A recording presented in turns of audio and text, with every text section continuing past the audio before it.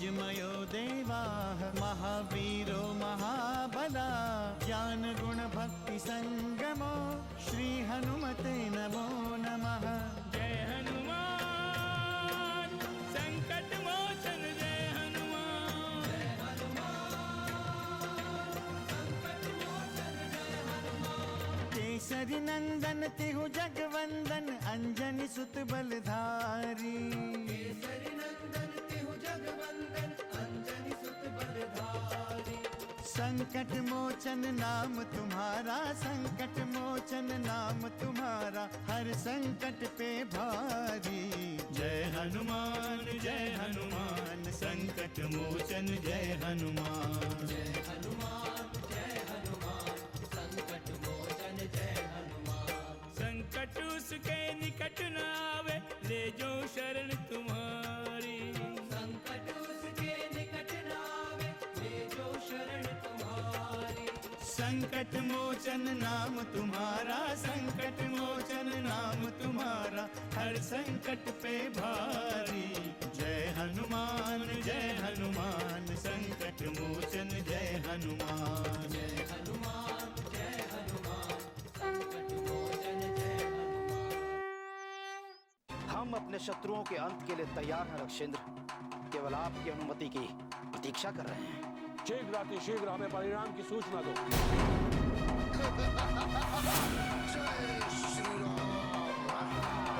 और कंपन और महोदर जैसे महावीरों का अंत होना हमारे लिए कलंक है। हमारा लक्ष्य तो लंकेश है हनुमान। लंकेश के अंत के साथ साथ देवी सीता की मुक्ति भी है। महाराज अब तो लंकेश की ही बारी है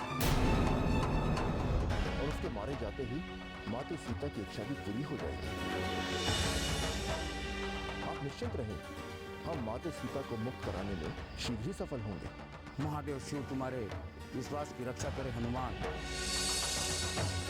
किंतु अब तो ऐसा लगता है कि ये कार्य उतना सहज भी नहीं है जितना हम लोगों ने सोचा था। आप इतना निराश क्यों हो रहे हैं महाराज? हमारे सैनिक तो बहादुरी के साथ युद्ध कर रहे हैं। हनुमान, युद्ध के पहले दिन ही श्री राम और सौमित्र घायल हो गए। मेघनाथ से भी हम उनकी रक्षा नहीं कर सके। इससे दुखद और क्या स्थिति हो सकती है? स्थिति दुखद अवश्य है महाराज, किंतु इसमें निराशा की कोई बात नहीं है। प्रभु श्री राम को कोई परास्त नहीं कर सकता। कभी कभी तो मुझे ऐसा लगता है महाराज कि प्रभु ने कुछ सोच विचार कर ही लंकेश का अभी तक वध नहीं किया है। ऐसा मानकर हम अपने दायित्व से मुक्त तो नहीं हो सकते ना। यदि ये सब कुछ श्री राम को ही करना था तो हमारी ये विशाल सेना की क्या आवश्यकता थी? आप चाहे जो सोच ले महाराज, किंतु मेरा मन तो यही कहता है कि प्रभु श्री राम की इच्छा के बिना एक पत्ता भी नहीं डोल सकता। उन्होंने इस युद्ध का निर्णय उसी समय कर लिया होगा जब लंकेश रावण के दुराचार की सूचना उन्हें मिली होगी। किंतु हम रावण के अंत की प्रतीक्षा कर रहे हैं हनुमान, क्योंकि रावण का जीवित रहना अब सहन नहीं हो पा रहा है। पता नहीं कब उसका अंत होगा।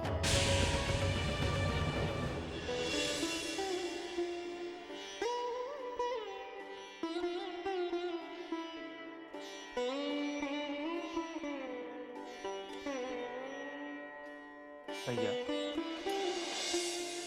क्या सोच रहे हैं आप? लक्ष्मण, रावण का अंत सुनिश्चित है। इस युद्ध का निर्णय भी शीघ्र हो जाएगा, किंतु क्या हमारे वो घाव भर जाएंगे जो हमने अब तक सहे हैं? भैया, ये आप किन घावों की बात कर रहे हैं? लक्ष्मण, यदि सीता माता कौशल्या का कहा मान लेती है तो ये भीषण संहार नहीं होता है।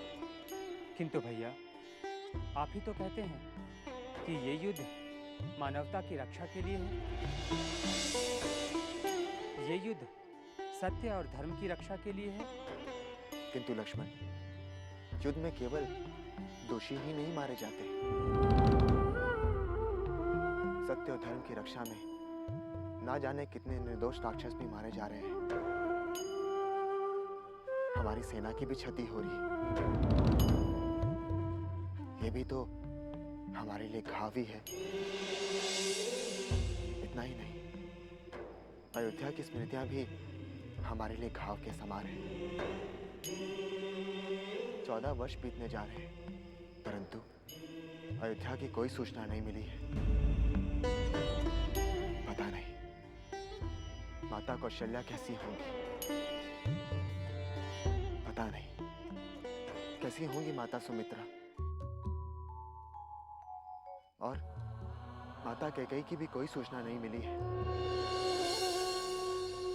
पता नहीं तीनों माताओं पर क्या बीत रही होगी। भैया, अब इन सब बातों के सोचने का क्या अर्थ है? इन सब बातों के सोचने से केवल दुख ही होगा। किंतु लक्ष्मण, भला कोई अपनी स्मृतियों को कैसे भुला सकता है? इन स्मृतियों पर ही तो हमारा जीवन टिका हुआ है। किंतु भैया, अब हमें केवल आगे की ही सोचना है। अतीत की स्मृतियां सदैव दुखी देती हैं। लक्ष्मण, सीता भी तो इन्हीं स्मृतियों के सहारे अपने दिन बिता रही होगी। उसने वन आने की हट तो इसलिए की क्योंकि वो मेरे सुख और दुख में मेरी सहभागी बनना चाहती थी, किंतु विधि के विधान के आगे वो कितनी विवश हो गई। हाँ भैया, किंतु आप ये क्यों नहीं सोचते कि यदि लंकेश रावण ने यह कृत्य नहीं किया होता तो वो भविष्य में न जाने कितने ही संकटों का कारण बनता। और भैया, आपने भी तो राक्षसों के सर्वनाश का प्रण किया था।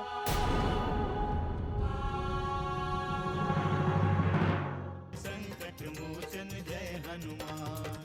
ये सच है, तुम ही हमारे संकट मोचन हो। यदि तुम हमें नहीं मिले होते तो हम यहाँ तक कभी नहीं पहुँच सकते थे। हाँ हनुमान, लंका तक पहुंचने का माध्यम तुम बने। ये सब आपकी ही कृपा है प्रभु।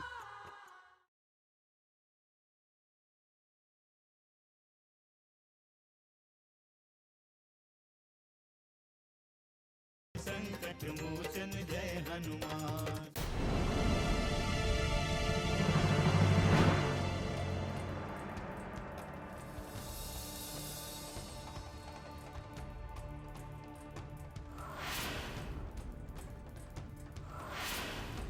इन्हें धारण कर आप अजेय होंगे। आर्यावर्त की रक्षा करेंगे और राक्षसों पर विजयी होंगे। ऋषिवर, हम आपके विश्वास और भावना की अवश्य रक्षा करेंगे। ये आपकी महानता है जो आपने हमें इस योग्य समझा। मैं इन शस्त्रों का यथोचित उपयोग करूंगा। ये कहने की आवश्यकता नहीं है राघव, मेरी प्रतीक्षा निरर्थक नहीं थी। मैं आपके अनुज सुमित्रा नंदन की शक्ति को भली भांति जानता हूं। इनकी भुजाएं शत्रुओं के संहार के लिए ही बनी हैं। जानकी अपने शील और स्वभाव के अनुरूप शांति प्रिय हैं। संभव है आपके हाथों राक्षसों का संहार उनके लिए चिंता का कारण बन जाए, किंतु आप प्रेम पूर्वक उन्हें अपने जीवन का उद्देश्य बता सकते हैं। आप चिंता ना करें ऋषिवर, मैं अपने वनवास का उद्देश्य कभी नहीं भूल सकता। आपका आशीर्वाद सदैव मेरा मार्गदर्शन करेगा। भैया, आप महर्षि अगस्त्य के विश्वास की ही रक्षा तो कर रहे हैं, और अब हमारे कष्ट के दिन भी समाप्त होने वाले हैं भैया। जब हम विजय का उत्सव मनाते हुए अयोध्या पहुंचेंगे तो उस अद्भुत सुख की हम कल्पना ही कर सकते हैं। जय श्री राम।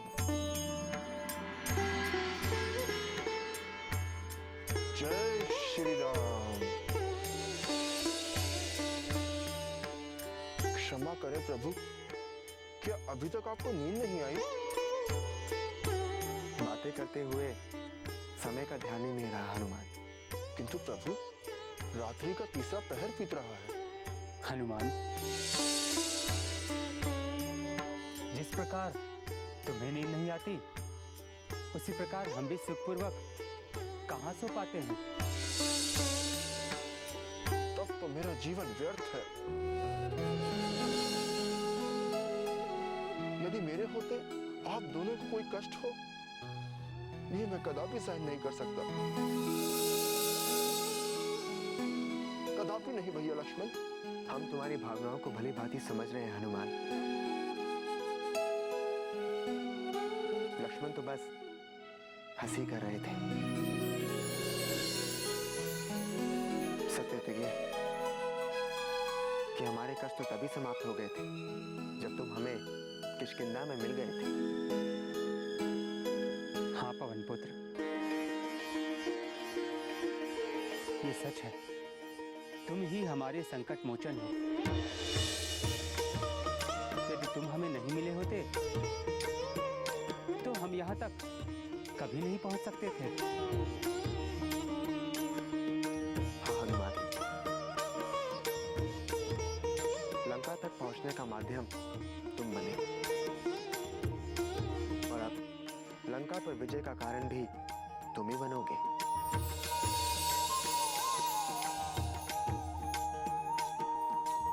ये सब आपकी ही कृपा है प्रभु, सब आपकी ही लीला है। मैं तो केवल माध्यम मात्र हूं।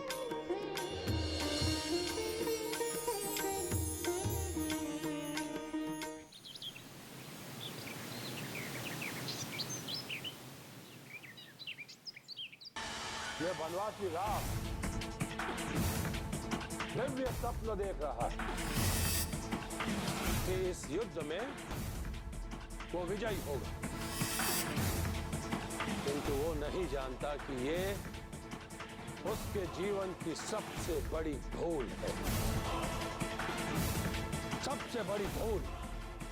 परंतु हमें ध्यान रखना होगा कि ये वानर साहस से नहीं अपितु आत्मबल से लड़ रहे हैं। आत्मबल, इनका अति उत्साह ही हमारे लिए संकट का कारण बना हुआ है। हमारी कल्पना शक्ति से भी अधिक पराक्रमी सिद्ध हुए ये वानर। पिछले 4 दिनों के युद्ध में इन वानरों ने हमें बहुत हानि पहुंचाई, किंतु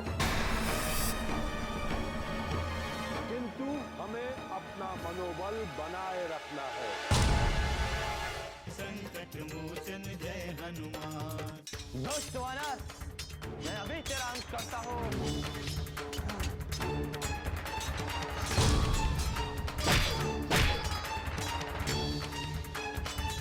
वानरों, तुम्हारे जैसे तुच्छ प्राणियों के लिए प्रहस्त को पराजित करना असंभव है।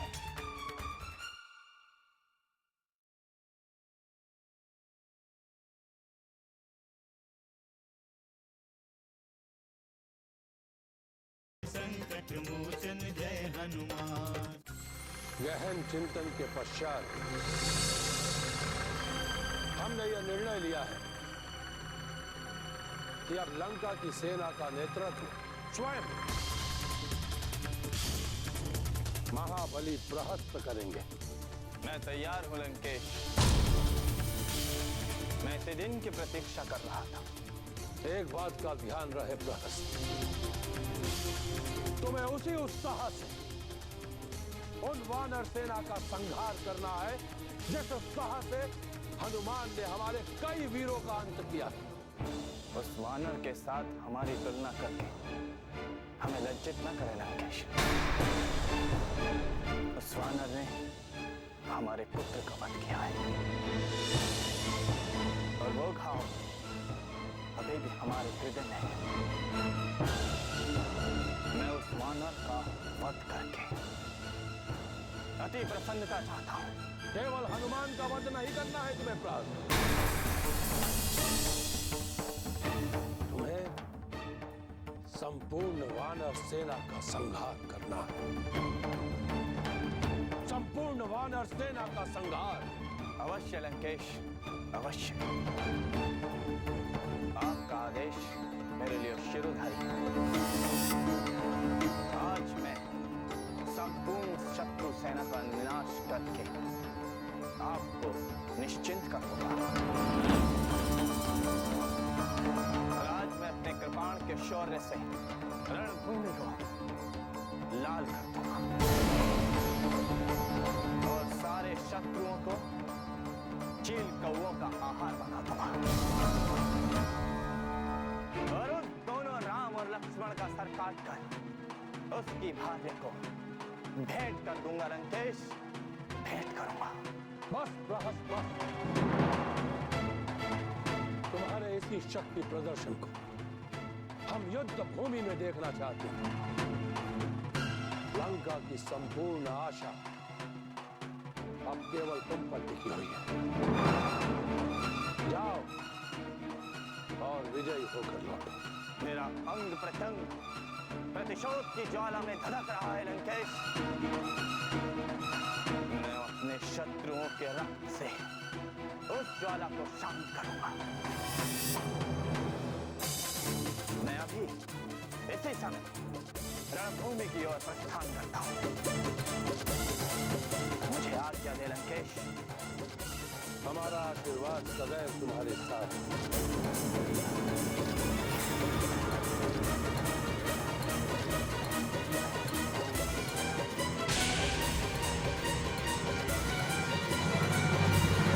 संकट मोचन जय हनुमान। आप मुझे आज्ञा दें प्रभु। मुझे लंकेश का विश्वास भंग करने में बहुत प्रसन्नता होगी। नहीं हनुमान, तुम ये कार्य वानर सुग्रीव को संपन्न करने दो। मैं आपके विश्वास की अवश्य रक्षा करूंगा प्रभु।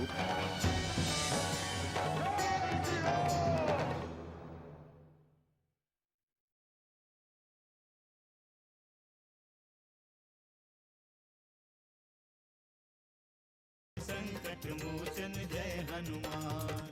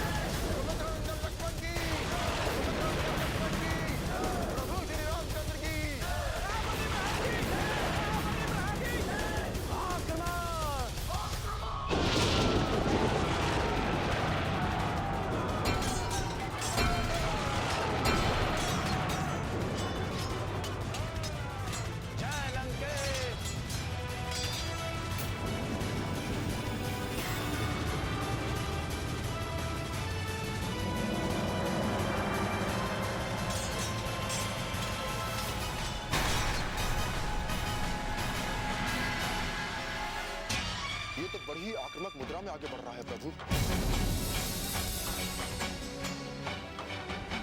इसे रोकना होगा, इसी समय रोकना होगा। किंतु ये महाबली है कौन? ये लंकेश का मंत्री और सेनापति प्रहस्त।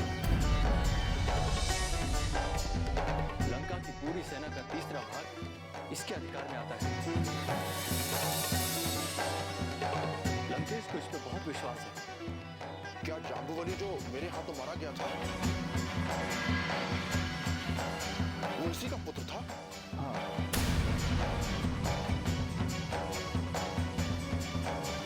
ये वही प्रहस्त है। पूरी लंका में इसके समान अन्य कोई योद्धा नहीं है।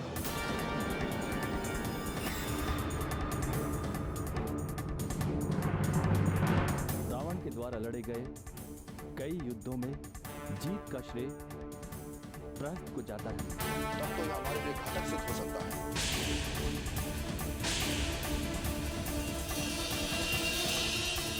हमें इसी समय इसका अंत करना होगा। मैं अभी से देखता हूं भैया। किंतु आपको सावधान रहना होगा सुमित्रे। प्रस्थ युद्ध कला में प्रवीण है, बल और छल दोनों में सिद्धस्त है। लगता है कि लंकेश के सेनापतियों में प्रहस्त सबसे अधिक प्रिय और विश्वास पात्र है। आप इसे लंकेश का भ्रम कहें या विश्वास, सत्य तो यही है श्री राम कि संकट काल में प्रस्थ ही लंकेश के काम आता है। पुनः लंकेश का ये भ्रम भंग करना होगा। आप मुझे आज्ञा दे प्रभु। मुझे लंकेश का विश्वास भंग करने में बहुत प्रसन्नता होगी। नहीं हनुमान, तुम ये कार्य वानर सुग्रीव को संपन्न करने दो। ये अपने नेतृत्व में उचित निर्णय नहीं।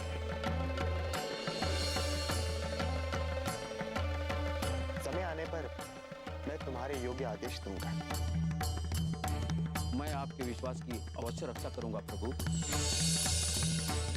जय श्री राम।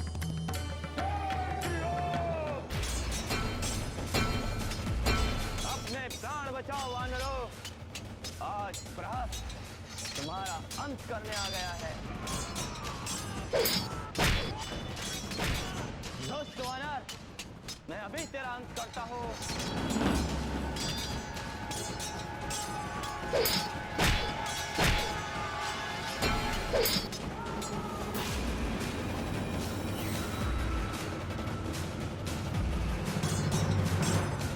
वानरों, तुम्हारे जैसे तुच्छ प्राणियों के लिए प्रहस्त को पराजित करना असंभव है।